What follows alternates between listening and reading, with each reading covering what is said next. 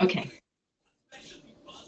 Okay. So, actually, I noticed it said on not on Blackboard, but on Facebook that it was 4 to 6. Actually, it's 5 and 6.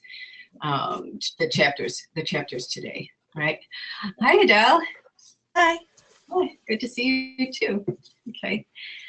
All right. So, you saw, I hope, that prompt, which was, I think, somewhat wide ranging, but it has a lot of significance in these 2 chapters because we see a lot going on now with the party. We start to learn about Kira's school life. We start to learn about these party officials and the what is going on in the revolution. We start to see some of the effects, the terrible effects on the home life. And so what I wanted to talk about is just the way people talk about other people and how they act toward other people, whether they're involved with, the big idea and, well, what's a few people if our goals are met, right? The sort of collateral damage model of things, or if they're concerned about the people that they care about, and then just leaving other people alone. Okay. So did anybody have anything in particular that they noticed or would want to mention first? I thought the characterization of Sonia, Comrade Sonia, was interesting. Oh, sure. Let's go there. Like a dyke lesbian is kind of how she's being physically described. Well, she's definitely not a hero, right? Well, I don't know, because in one she talks about how friendly she is. She knows women and girls really well, and she's really their best friends. And so she is expressing the ideology of like being everyone's friend, like being a spiritual socialist. Mm-hmm. When I lived in Holland in the 80s, it was kind of like that, but it wasn't forced, but everyone was like, we're all here to help each other. Okay. We believed in it, but her physical description was so lesbian-like, from a kind of like a caricature a little bit. I thought that was interesting contrast between Kira. Okay. Would anybody else want to comment on Sonia's appearance?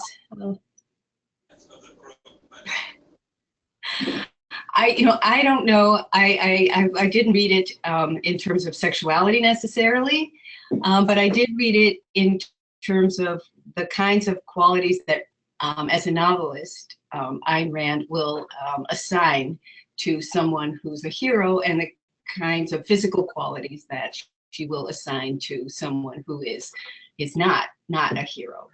Okay, so and I believe that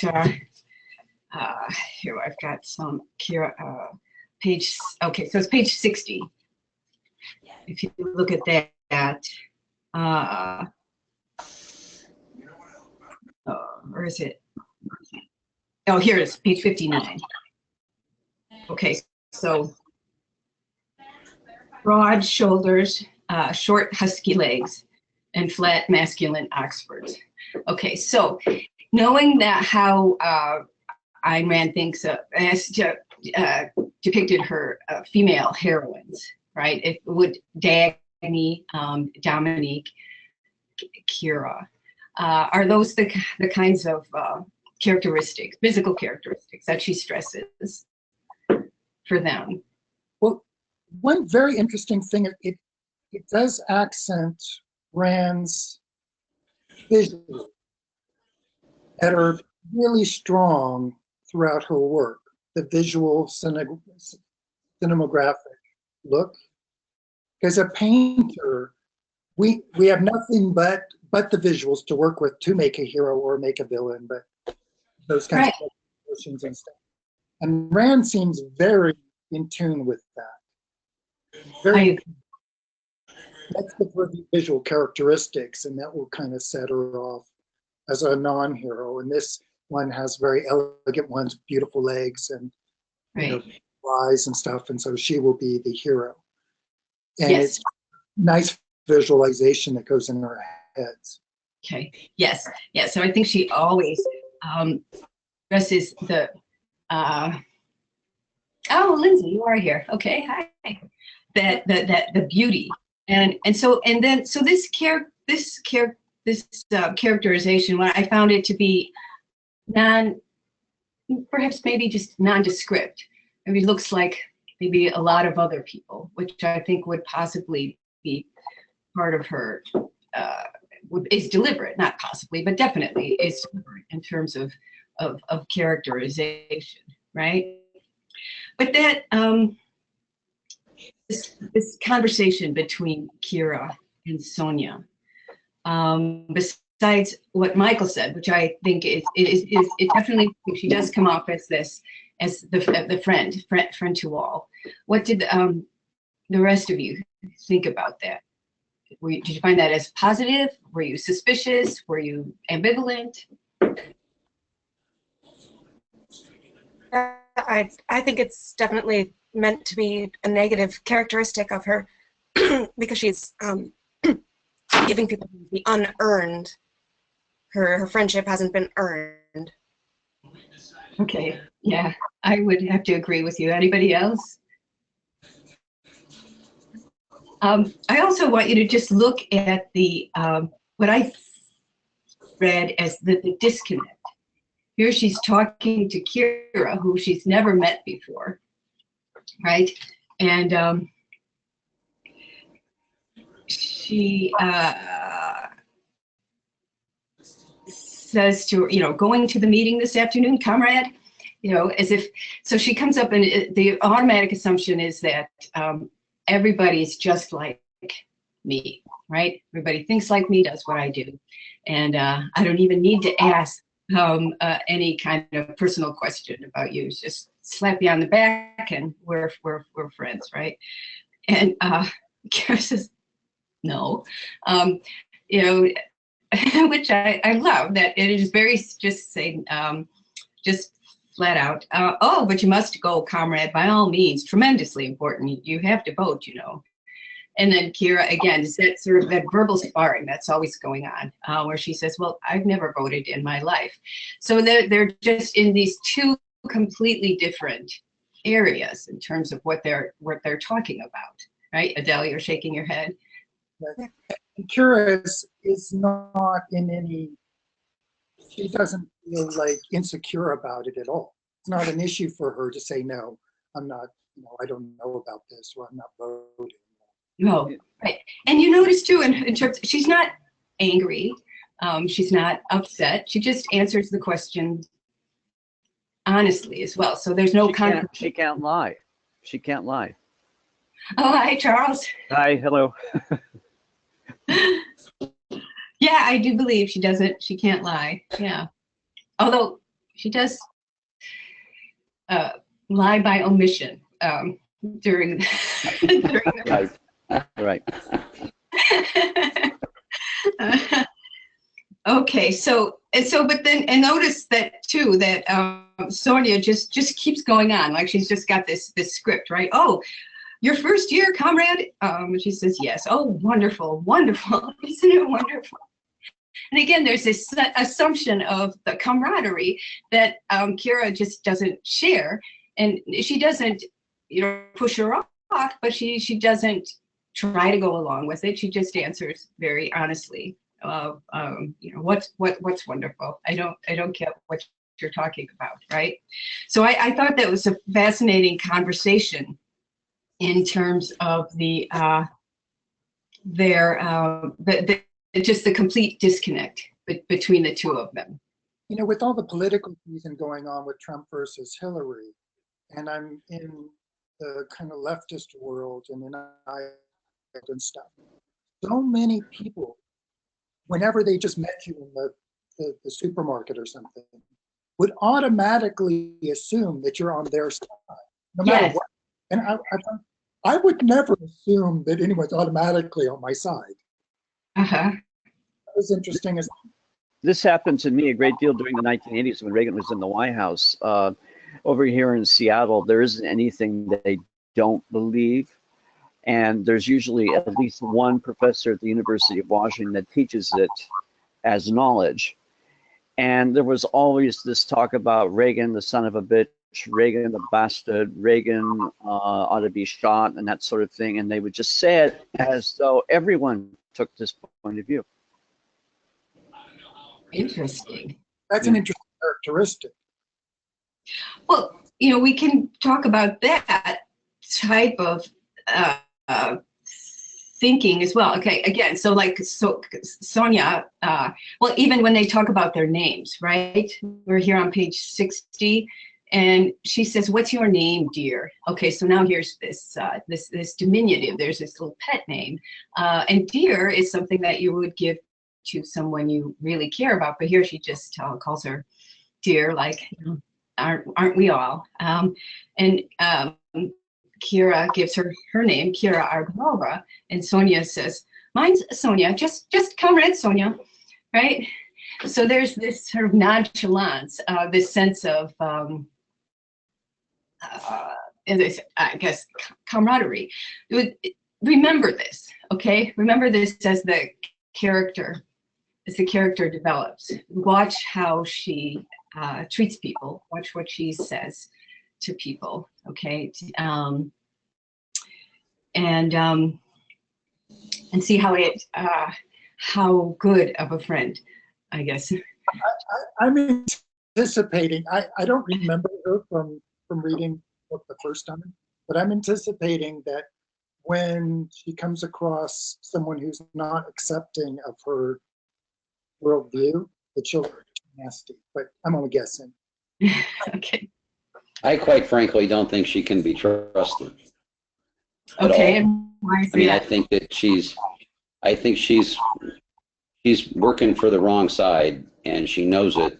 And I think she's probably looking for somebody to confirm that they believe what she believes, which is not the right thing. I mean, to me, Sonia was a fake, total fake.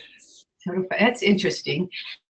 Yeah, you met people that you just feel like when you're near them, you have to be constantly supporting them, that they just constantly need you to verify things for them and say, yes, okay, that's okay. That they're always asking you for your support, your vote. Your vote, as it were. She's testing for party loyalty. Yeah, And, I think my guess that's, is that if you didn't pass her litmus test, she'd say something to someone. Mm-hmm. Right, but she's doing this in the guise of being your friend. I'm your friendly. I'm just friendly comrade Sonia. But here she's perhaps she's mining for information. yeah, but maybe she wants to be Kira's friend at a different level. You don't know. Don't know. We'll see, right? I think it's very interesting. Yeah. Anybody else want to add anything about Sonia?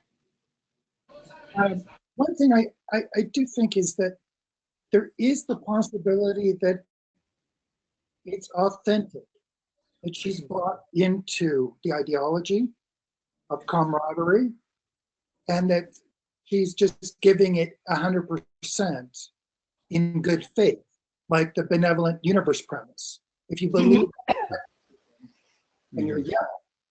Yeah, it could be. I'm going to be authentic about this and take it seriously and show my goodwill towards all my fellow man. Mm-hmm. But I would say that that's a possibility. She may be authentic in that direction. Mm-hmm. Well, and I think just thinking of the Rand and her skill as a novelist, the fact that she was able, with just that conversation, a little bit of description, to get us thinking so much about this character. So again, it's one of the things that I really admire about her her writing and her skill as a fiction writer. the thing that strikes me some years later, because when I read it the first time, and this was back in 1978, I think, it just seemed kind of, yeah, well, years later, it's amazing how much better it got in my eyes. I don't think anything I've read so far up to the 6th chapter has been, or 7th chapter has been stilted, corny, hackneyed, cliched. None of it. It's just amazingly well written, and the dialogue is marvelous. And the dialogue alone reveals character in a way. And I'm flash forwarding to the end of the assigned reading here, but the conversation between her and both and Leo, but also her and Andre, lay bare what the issues are, but in a way that's very, very natural. Mm-hmm. And, oh, yes. And I don't think anyone in 1936 had the cojones to come out and praise it. Then they should have. Yeah, that I don't know, but I think that, yes, in the 1930s, this was a very idiosyncratic book, right? Yes. That people were not thinking of this. I do want to get to Leo and Andre, but let's not just yet, because there's just too much really good stuff here. Marilyn, can we talk about the interchange between Vasily and Kira first? Sure. Why would Vasily invest a whole ton of money in money that's not worth anything? Oh, her uncle. Yeah, her uncle. I mean, I thought it was interesting that Vasily tried to impress Kira with a pile of paper that wasn't worth a dime. That's under true. Under the pretense that it was all going to turn around, and only had to wait a week or two. Well, yes and no. I found that very, very, very touching, and also I think one of those ways where Rand really gets to feel pity, and also to get that uncomfortable feeling like that you because you know that this guy, this is not going to happen, right? So, but the thing that I admire about Vasily is that he has a genuine motive for wanting that cash. Do you remember what it is? Adele, what did he say? He wants to pay off the glassmaker in Sweden. He doesn't like owing a debt, man. Right.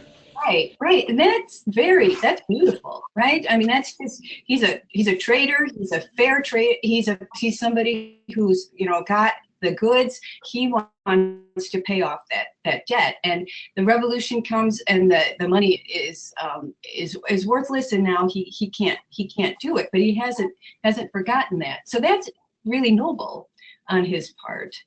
And there's something well, is it noble or is it stupid? I mean, it's everything he had's been taken away from him. It's kind of and he still has this feeling that he owes somebody something. Revolutions come and revolutions go. We can still do business. This is only a blip. And I think that's part of his point of view. He's in my one might call it delusional, but he refuses to let go. Lindsay, I think it's more like tragic optimism. Yes, exactly. Yeah, I mean, I think like his desire to pay off that debt shows that he's, this honorable person. Like, I think he also is obviously like really holding on to hopefulness in the face of this terrible situation that, even though what he's hoping for may be ridiculous, like in a way, we feel pity for him because we realize how foolish it is for him to be hopeful that this is going to wrap up so quickly.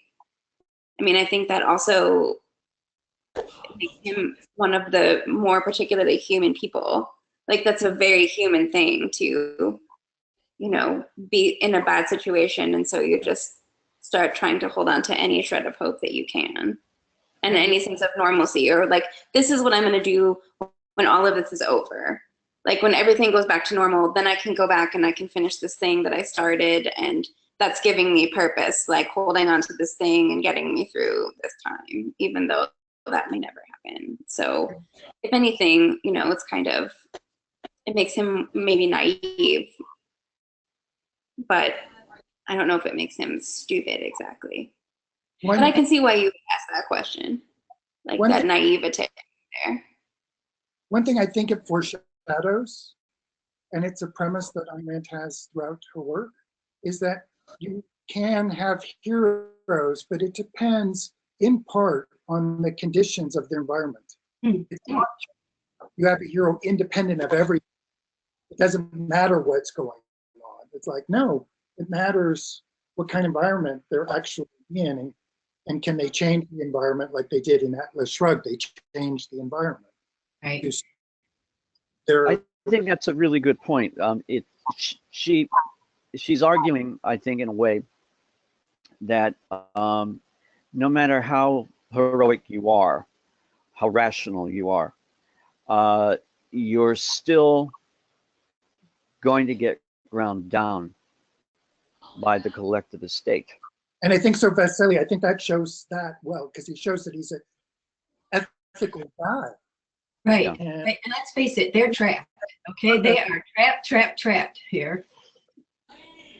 Now, how does Kira respond, though? Because I think this is very important, and it goes to what one of the main idea that I want to talk about today. How does Kira? What does she do? How does she deal with Vasily? Well, she makes do. I mean, she walks to the institute. No, this conversation when her uncle is talking to her, how does she respond to him? She doesn't try to disabuse him. Yeah, she kind of validates what he Right. is thinking, what he believes. Right. So she doesn't say, "Shut up, you're an idiot," right? Or "You're delusional. I'm sick of hearing this." All right. No, she doesn't. She turns her head at one point, and that's a gesture of a Randian hero that you're struggling not to say something, but I think she cares about him, and she doesn't want to hurt him. No, I agree with that. I just, I thought it was interesting, the accumulation of wealth that's not worth anything. And to me, that was just odd. It's like betting on a horse, and you invest a ton of money on a bet that you have no idea if it's going to come true or not. And if it does, great. And if it doesn't, you still don't have anything. So you have your ticket. You have your ticket. Yeah, you get this pile of paper that's not worth anything. Took a risk.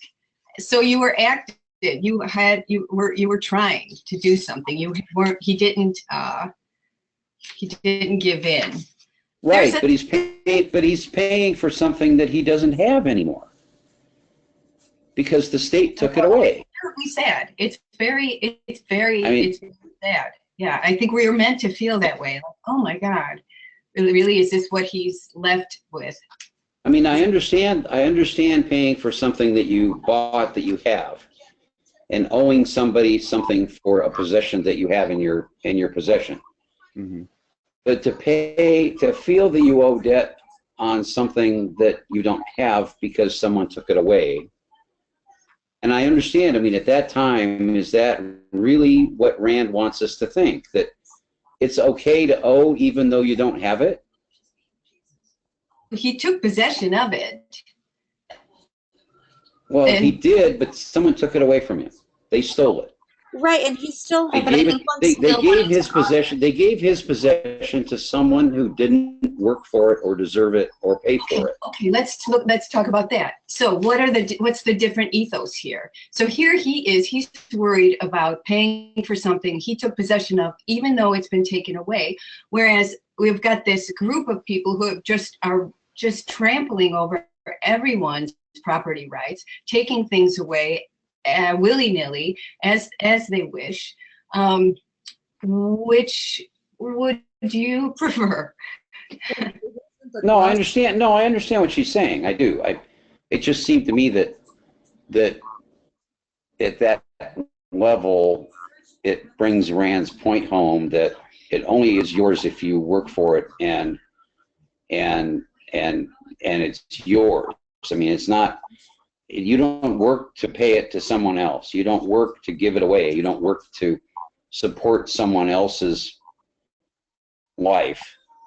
I mean, every life is you do for yourself. That's what Rand is typically trying to say. From the point of view of the character, I think there's a couple of things going on. Number one, the shame of being in debt, and you never prided yourself on never being in debt. And then secondly, the sense of violation that someone took it away from you, and meaning the state, the party, and those things together are almost too much for such a proud man, and particularly of his age. So naturally, he's going to go into massive denial. I can pay it back. Things will change for the better. Yeah. There's that another part of him too, in terms of how you treat people, how you treat others. Remember that he's on the street.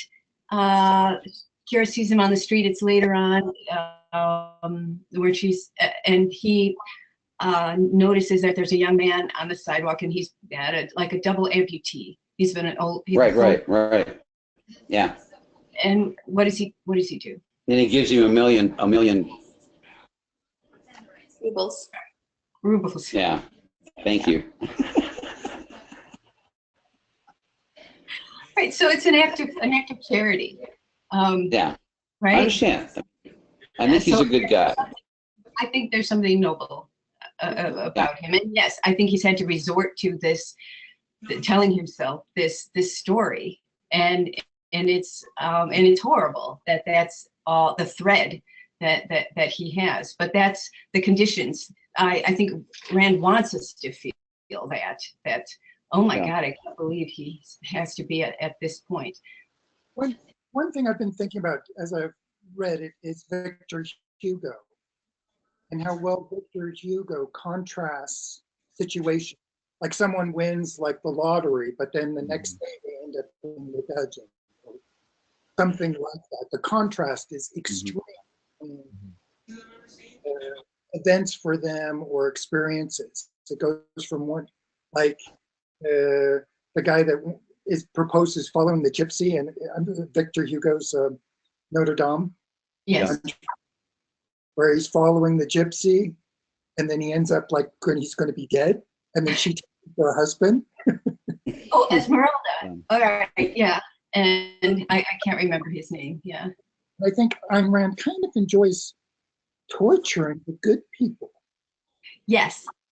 He likes putting them through the trials. It's true. A conflict, and raising the stakes for them, and keep ratcheting the stakes up. And from her point of view, the ability to overcome that, and at the highest level, is true heroism. Yes, I agree. Okay, so then, if we go to, just curious in terms of we're going to meet the party, and there's going to be that there's that meeting at the school, right? The election, and I'm on page 61. So we've got this crowd of people, and the speakers are up there, and there's a difference. The young communists are talking about their new way of doing things, and I found this interesting on page 61. It says, science is not we have outgrown that old bourgeois prejudice about the objective impartiality of science. Science is not impartial. Science is a weapon of the class struggle. We're not here to further our petty personal ambitions. We have outgrown the slumbering egoism of the bourgeois who whined for a personal career. Our sole aim and purpose in entering the Red Technological Institute is to train ourselves into efficient fighters in the vanguard of proletarian culture and construction. So I was wondering if anybody, I found that shockingly terrible. I heard a lot of blarney like that at the University of Washington when I was a young student, no joke. At that time, I was a young libertarian, and I was poised right in my booth was right in the hub, was right next to the Marxists, and they were barking mad. And they would be soliciting with this kind of talk. You know, it could have been taken from We the Living to people passing by, and you know, they would always go, you know, give me a break, you know, and just walk away. But don't ever underestimate how crazy some people can be, especially when they have the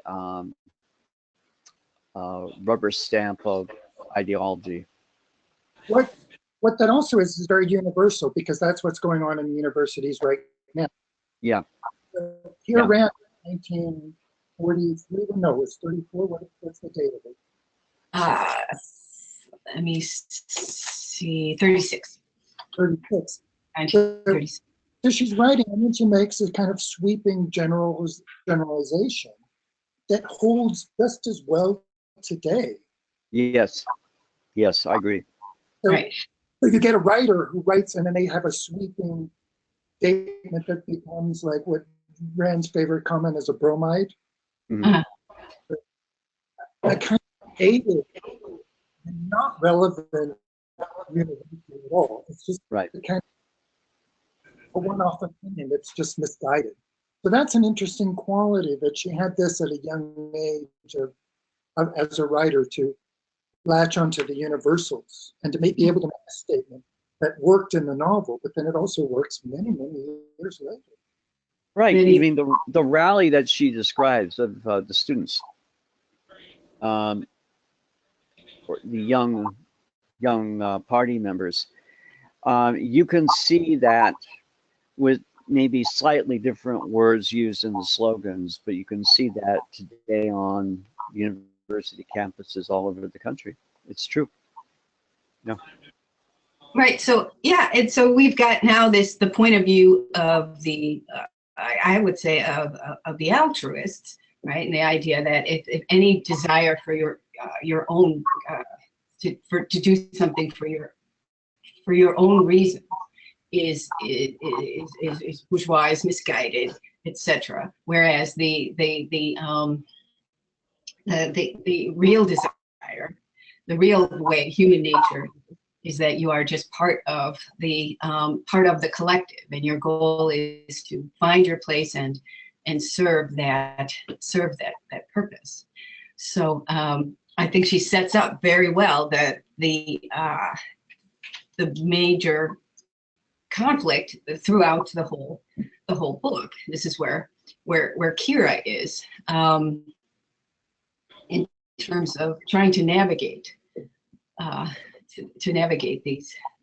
these conditions. Because let's face it, none of them can act as they actually want to. As you pointed out with Sonia, right? There are spies everywhere. There's a level of distrust. You don't know whether or not the person you're talking to is wanting to be your friend or just trying to mine for information, whether they're going to turn you in or they're going to back you up, right? Yeah, the students appear to be motivated by ideals, but these ideals are social, and Kira's ideals are personal. So right there, you have one level of conflict. Yes. Yes. Okay. Actually, it's 2:35. I think we should get to the arrival. Enter, as they say, enter Andre. Okay. And now, fascinating character, don't you think? Yes. Complicated in a way. Great integrity given his premises, but there's a contradiction between what he believes. I mean, he does what he does because he really, really, truly believes he's right. Yeah. He really believes it's for the best, but at the same time, it isn't. And so there's a major contradiction there. Yes, yes. It's interesting that the two of them meet, and this is a typical, I think, Randian encounter. Again, that hint of violence and of aggression between the two. Remember on page 65, Kira's actually going on. They have the two songs again, and the group of students who are who want to go back to the old ways, right, or against the revolution, the whites. They're singing this song, "Swift as the waves are the days of our life," right? Right. Right, and this is sort of a song somewhat about the futility of life, just how things are just go along. You have to just go along, right? And she's not liking this song. Kira's listening to this, not liking this song, even though I think she would consider herself more sympathetic to that group. And then the Internacional comes on, and they start singing that, right? And she's loving it. I love this song, right? I love she's not the words, but she's listening to the tune, and that it's a march, and there's so much energy and all this. And then she calls it, "Oh, this is great. I love this song. When the revolution dies, this will be its funeral march." And then what happens when she says this? And then the guy comes up, grabs her hard by the wrist, right? And it's almost turns her around, and now here we are, face to face. Be careful. Or he says, "You little fool, what are you talking about?" Right? And now we have the meeting between Kira and Andre, and what Rand calls him, the tamed tiger. Right. So again, I think that in Randian terms, that would be a compliment. Doesn't Kira threaten him in that conversation? Oh, they really go at it. Yeah. Oh yeah, Kira onto a new level of maturity. He's not just watching anymore. She's like participating. Like she's stairs are slippery when you come to a rescue or something. Yes. Oh, that's right. I thought, did I read that right? Yes. We live up on the 4th floor, and be careful when you come to arrest me. Yeah. Yeah. Very, very. I thought that was funny. Yeah. The insults were like the context, but the subtext, something entirely different is going on. Yes. What's going on? Yeah. Well, I think she's attracted to the guy. She sees him as a potential of interest, and the fact that he's pre-KGB doesn't seem to bother her. He's part of the party and is a GPU, and he's pre-KGB guy, and could arrest her in a heartbeat. Right. But yet she bears her beliefs to him without hesitation. She's not afraid of him. No, not at all. No. So what is she responding to then? Why wouldn't she just turn in a huff? This is the interesting thing about Kira, because Well, I think she's trying to teach him that what he believes in is wrong, or maybe there's a better thing to believe in than what he believes in.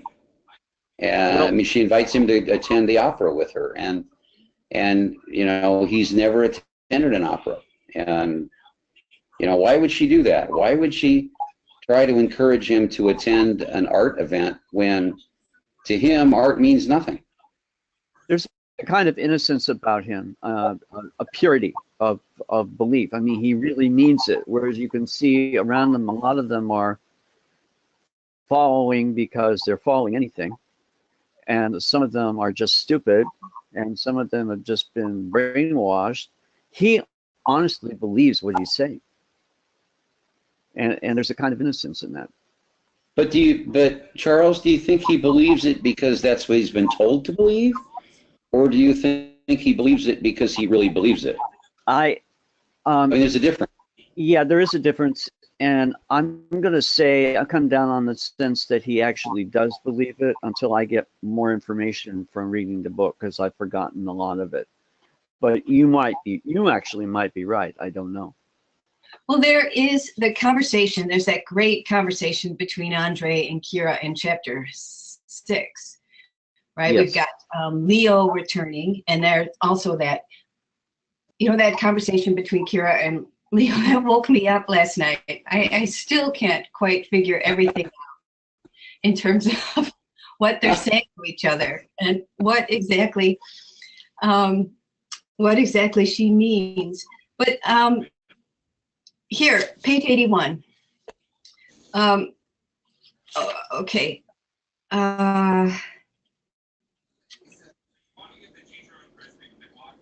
When Kira says to him, I thought that communists never did anything except what they had to do, but that they never believed in doing anything but what they had to do. And Andre says, well, that's strange. I must be a very poor communist. I've always done only what I wanted to do. Suggestion that he's believing it. Yes. That's a strong suggestion that he believes what he's doing. Yeah. Yeah, I think he's actually, sort of thought it, formulated it to a certain extent. And she says to him, your revolutionary duty? And he says, there's no such thing as duty. Yeah. If you know that. I've forgotten that quote, but yes, that's right. That's right. You said that. And if you don't want to do it, you don't know what right is, and you're not a man. It's a strange contradiction to take an entrepreneurial ethic approach to collectivism, and the two don't mix well together. My prediction is that he has yet to find that out. Yes, right now he is at the center of things, and it's new. It's very exciting. So to a sense, he's also holding on to this. He has a firm belief that this is the way that things are going to pan out for everybody. Also, an interesting characterization of a man, in the sense that you see this with like young fatherhood, where they're torn between doing what they would like to do, like sow their oats and be wild and go out, do wild things like skydiving, or really take on the responsibility of fatherhood. That's like a choice. Yeah. And some go for it and some don't. But when you see that someone said, I'm going to be a great dad, and they just take it on, it's an interesting thing. It's a little bit like Andre with the Communist Party. It's like he's adopted it, and I'm going to take it on. Right. Well, I mean, and I think that's very important. And what would you think of someone who said, well, I'm going to be a dad, but not really?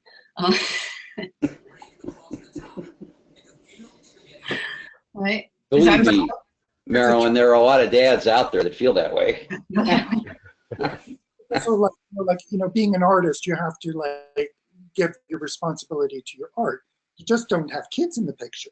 Well, yeah, like the Kierkegaard, but the only quote from Kierkegaard that I like is, purity of heart is to will one thing. And when I think of that quote, I always think about Howard Rourke, but I missed the discussion of the Fountainhead. I'm sorry, but that's what. They'll meet again on Tuesday. Yeah, reading that book, what comes to mind is that Rourke had that purity, intense purity. I agree. My favorite lines, by the way, are on page 82, when Kira is addressing Andre, and she says,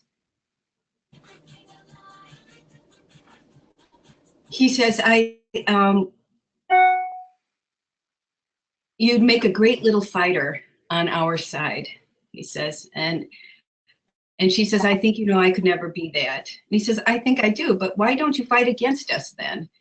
And then she says, because I have even less in common with you than the enemies who fight you have.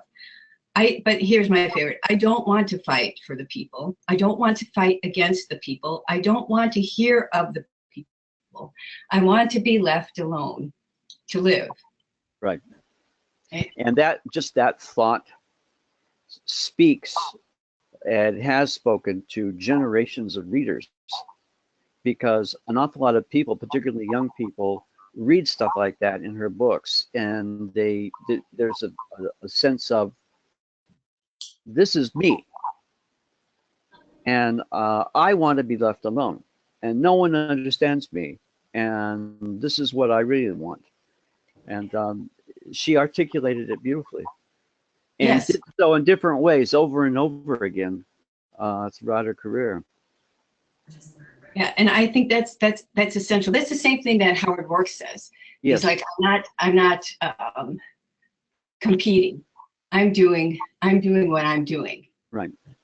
So and that, I think, is just the principled stance that she carves out for her readers. I found that very inspirational. It's a great quote. What's also interesting is that the characters, as they're developing, are not older people who have the answers. You have Right. some of the religious communists or the socialists who act like they think they have the answers, Mm-hmm. but then you have the ones that are like groping, but they have some different premises. Like Kira's on a different kind of path about, well, I need to understand this from the inside out. I need to really comprehend this. I'm not taking it on faith. But she doesn't know. She doesn't have the answers. And the other protagonists also don't have the answer, but they have certain things. Well, I'm trusting this, or I'm taking this responsibility on. Mm-hmm. Mm-hmm. So I think that's very wise as a writer, that it's very authentic. Yeah. The right time, the right age, Mm-hmm. right, to make them believable. Yeah. I think it's great. I mean, I don't want to fight, right? I also, and so when somebody says we have to fight for this, it bothers me. And then when it's, well, we have to resist. Well, I don't want to resist either. I don't want to fight. I don't want to resist. I want to respond to the things I want to respond to, and grow and develop, and just be who I am. And I just think that here they're caught in this dynamic where you have to be doing one or the other. And I think in many ways, our current culture is very, very similar. But anyway, God, we're running out of time. But all right, so we have to go to this meeting with Leo. It says one interesting thing was the part of the fighter. Only I don't enjoy the luxury of loathing. Where's that? What page? That's the same paragraph when she says, and you'd make a great little fighter. So I think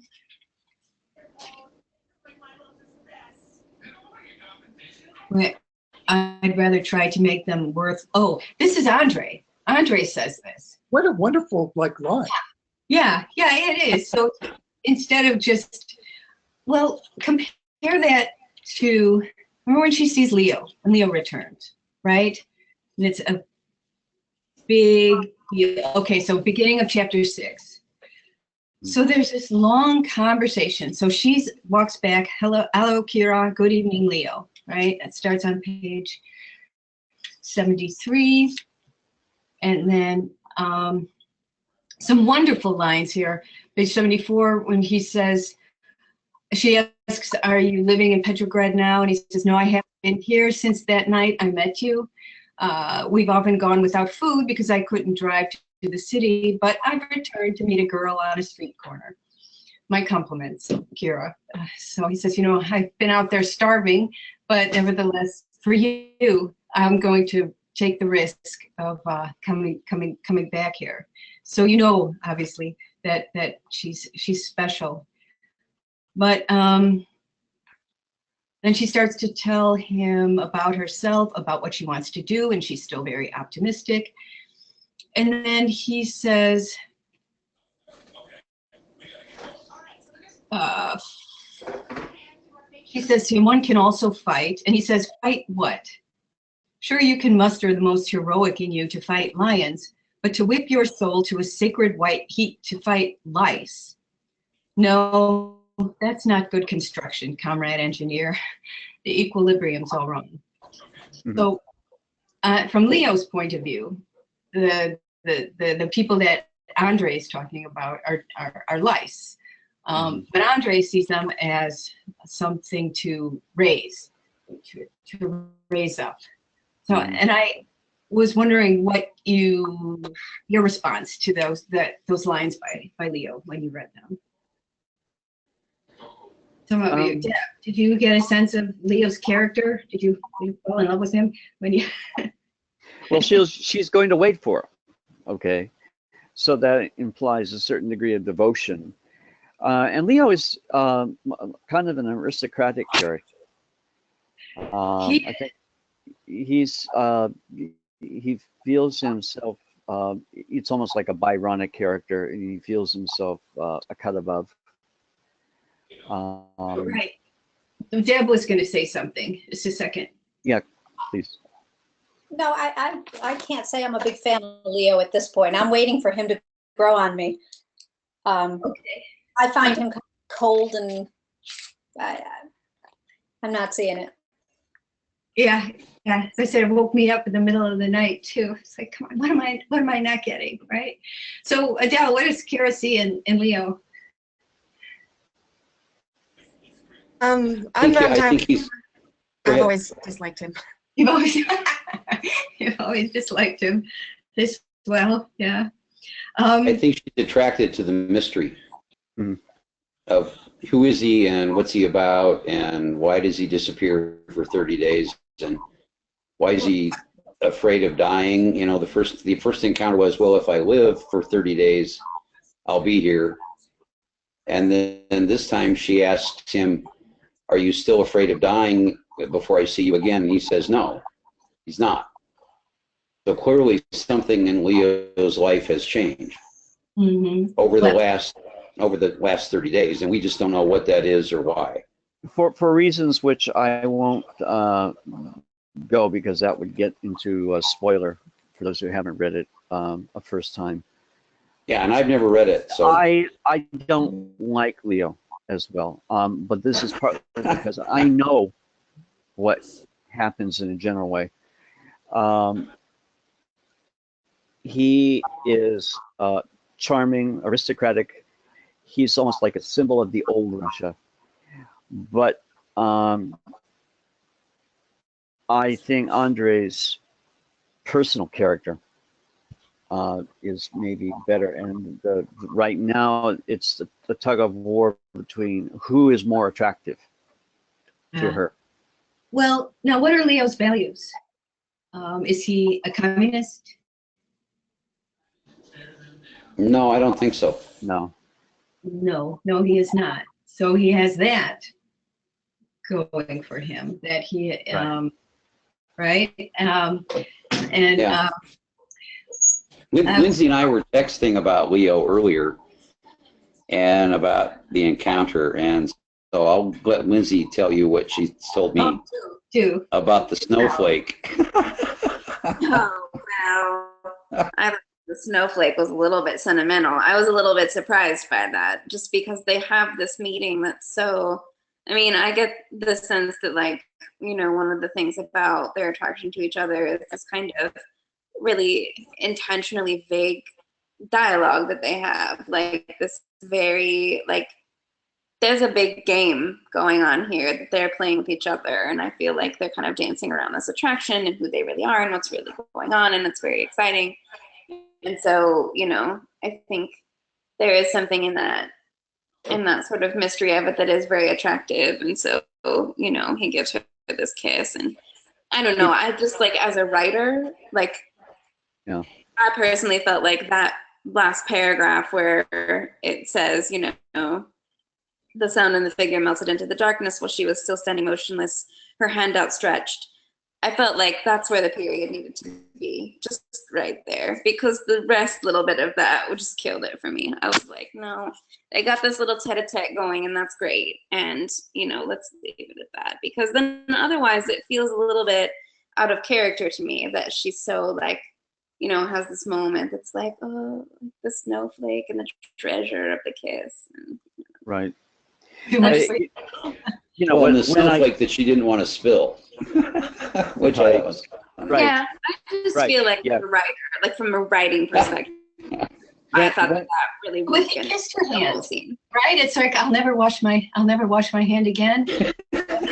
Right, and that's When your hero, if you meet your hero and he shakes your hand, he's larger than life. But I when suppose. I'm thinking about it and putting it more concretely, he's not just a symbol of old Russia. I think he's somebody who wants to be someone else. He wants to be Pushkin. I think that's what he wants. He wants to be Alexander Pushkin. He wants to have that life. He wants to lead White Russians into victory. But he Okay. has horrible flaws. and why can't he do that? For one thing, there's now a communist party that most probably would have killed Pushkin as Yes. well. Right. Okay, right.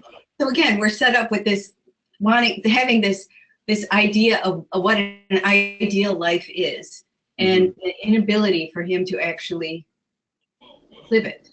Right. One kind of related personal experience I had in Holland when I lived there, it was very socialistic in the 80s, was that a good friend of mine said that he can make it anywhere under any condition, no matter what. And I remember, I read Rand, I remember going like, no, it's not, you cannot do anything you would like if you're in a communist country. It's just not going to happen. Mhm. But he thought that he could get away with anything. Hmm. Yes. Passion for the goal, like, to be flamboyant or whatever, to be wealthy. But what it costs is like, you're going to be a miserable person, or you're going to Right. make Yes. a horrible person. Yeah, I think that's the story that you tell yourself, right? But whether or not that is actually going to play out. That was a little bit where life repeated art. So I got to kind of see how things would play out in advance when I was still in my 20s. I was quite young. Mhm. And I was like, no, that's not going to work out that way. Right. So for Leo, so he has this idea of what life is like, right? He's this romantic hero. He wants to be out riding around on a white horse and doing battle, but this is not going to happen. And does he tell himself a story about the future? Does he have something that he hangs on to? Well, I would imagine he does, but one thing that I remember from this week's reading is his saying that he wanted to be able to want something, and implying that he didn't really want anything or have any ideals. Now, either he was just simply not coming clean about what they were, or he really didn't, and in either case, not compatible with Kira. I think- Go ahead. I think that Kira sees the potential in him, this romantic potential in him, but ultimately he's a victim of the times, and so Yeah. he can't get to that level. Right? And Yeah. he has that pragmatic view, like, not sure what to want. I don't know yet. There's even any point in wanting something in times like these. Yeah, so I think It's he's nihilistic. tell himself a story. He's not willing to say, "Oh, everything will work out." He is very clear, being very clear with himself that no, there are no options here for me. There's no life for me to lead. Therefore, he's in this. And Adele, I think you're exactly right with that, because so therefore is in this state of slow dissipation. And it's also kind of nice contrast to Vasily, her uncle, where it's like the contrast between an older man who's just saying, I need to have hope. Yeah. I need to change because I can't live the way they want me to, versus a young man going, well, I need to be a realist. I need to still be realistic about it. Yeah. Or he's saying, I need to be this and I can't, so I'm not going to be anything. But that's the realist part. Is that the realist part? Okay. Yeah, it's not going to be possible to get. Yeah, I'm not going to try and make a fool of myself.